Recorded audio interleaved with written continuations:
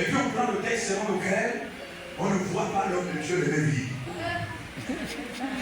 Et ça, c'est une mauvaise reconstruction du texte.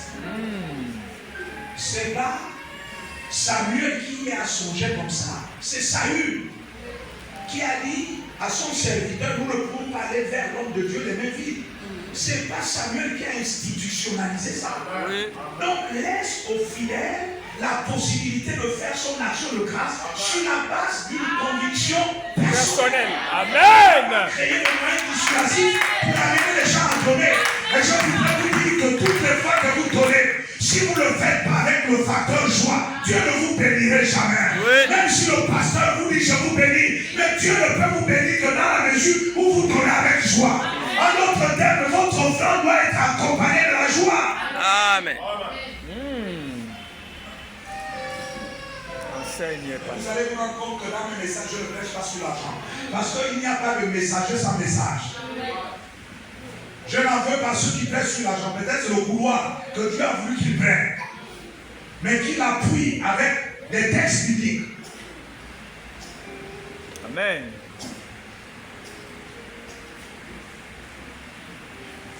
Notre avenir pluriel est parfaitement assuré. Amen. Les faux prophètes. Et ma fille, il faut faire extrêmement attention avec ton époux. Parce que vous avez un ministère. Et moi qui rejoins cette famille-là, comme le disait mon mentor, tu vas te rendre compte que le monde dans lequel tu vas entrer est beaucoup plus dangereux à cause des faux pasteurs. Et en Gabon, il y en a des faux. Il y en a. Il faut être extrêmement prudent, extrêmement vigilant. Et Dieu termine en disant ceci, car je connais les projets que j'ai conçus en votre faveur. Déclare l'Éternel, ce sont des projets de paix et non de malheur, afin de vous assurer un avenir plein d'espérance. Vous allez vous rendre compte que notre crainte est rattachée à notre avenir, à notre futur. J'envoie les enfants à l'école. Demain, qu'est-ce qu'ils vont devenir? Leur devenir est rattaché au futur, à l'avenir. Je me suis marié. Que deviendra mon mariage dans le temps? C'est le futur. Je suis en train de travailler. Est-ce que dans le futur, mon emploi serait-il garanti? Donc finalement, nos inquiétudes sont rattachées à l'avenir, au futur. Mais Dieu nous en assure ici. Notre futur qui nous est connu de Dieu.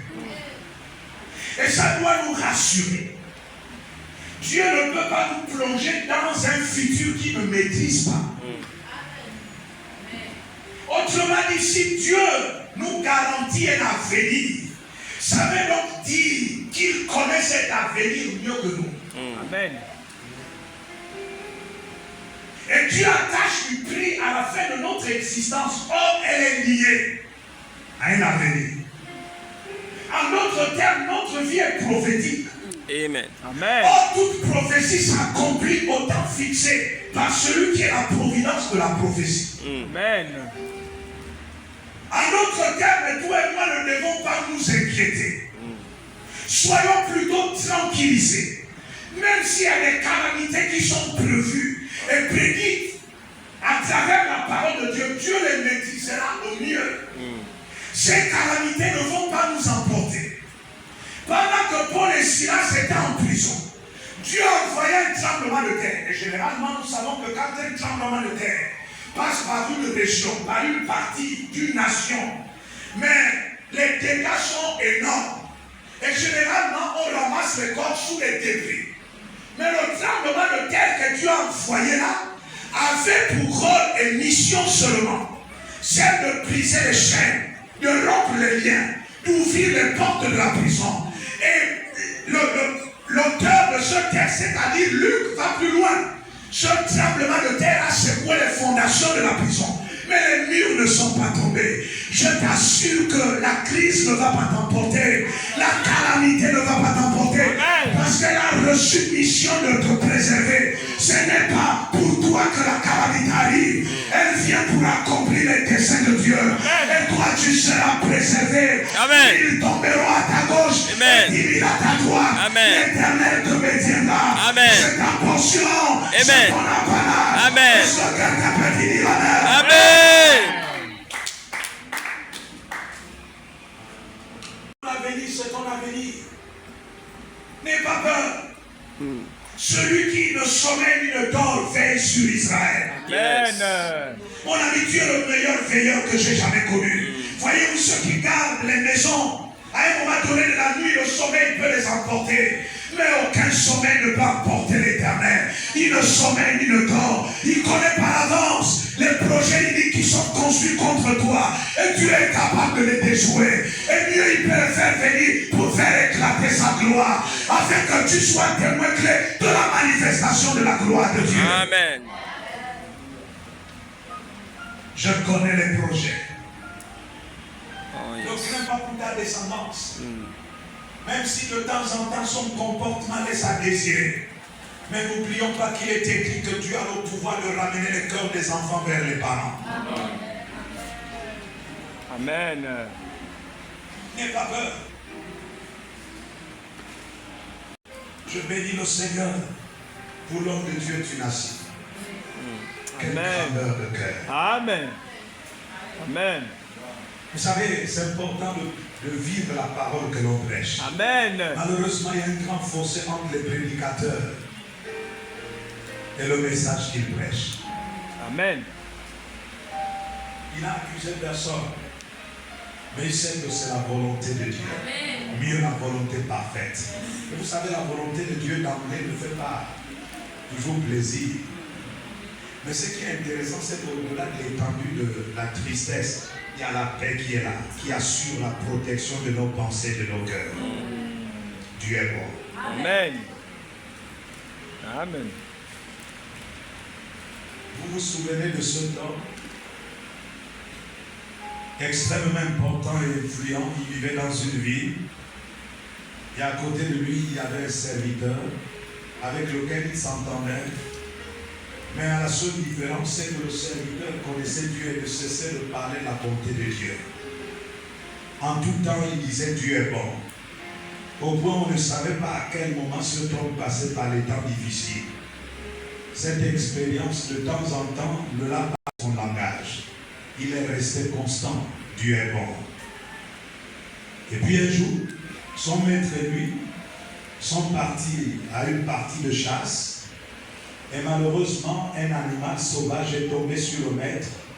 Il a réussi à tuer l'animal, mais il n'a pas pu sauver le doigt de son maître. Donc le maître a perdu son doigt.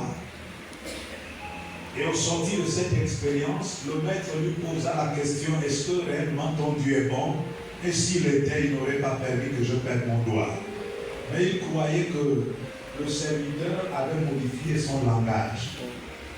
Il lui a dit, patron, Dieu reste et demeure bon. Le patron est pris de colère, le prit et le mit en prison. Et pendant qu'il était en prison, le maître organisa une partie de chasse. Et malheureusement, cette fois-ci, ce n'est pas un animal sauvage qui tomba sur lui, mais plutôt des sauvages qui le prirent et voulurent le sacrifier à leur Dieu. Donc ils le mirent sur un autel, mais avant de le sacrifier, il fallait passer en revue tous les membres de son corps. Et grand fut leur étonnement de voir qu'il avait perdu l'un de ses doigts. Et pour eux, offrir un tel sacrifice à leur Dieu leur attirerait la colère de Dieu. Ils l'ont renvoyé. Et puis dans ce contexte tout à fait complexe, le maître ordonna comment faire sortir son serviteur de la prison.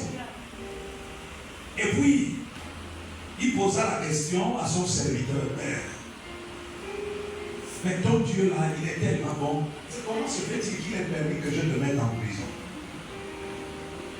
Le serviteur en revanche lui répondit en ces termes. Il dit, maître, mais justement Dieu est bon. Imagine un seul instant que tu ne m'aies pas mis en prison. je serais parti à cette première partie de chasse avec toi. Les sauvages nous auraient pris. Et c'est moi qui serais sacrifié. Et comme Dieu savait ce qui allait se passer, donc il m'a mis au froid. Toi étant en prison, c'est pas grave. Au moins je suis là pour un temps, mais j'aurais conservé la vie. Vous voyez en quoi consiste la bonté de Dieu. C'est vrai que d'emblée ça fait mal. Mais on se rendra compte tout de suite que Dieu l'a fait pour notre bien. Amen. Que cela soit ta